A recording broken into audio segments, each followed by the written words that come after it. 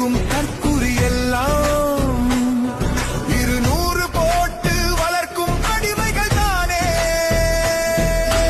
குறும்பாட்சி கழிப்பினை தின்று விஷத்தை கற்கும் ஊடக போர்வைக்குள்ளே வெறிநாய் கூட்டம்.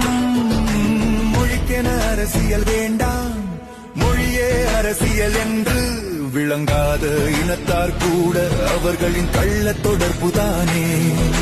சிங்கமில்லா நேரம் பார்த்து பசுமாட்டு கூட்டணி கூட களத்தை திருடி அடைய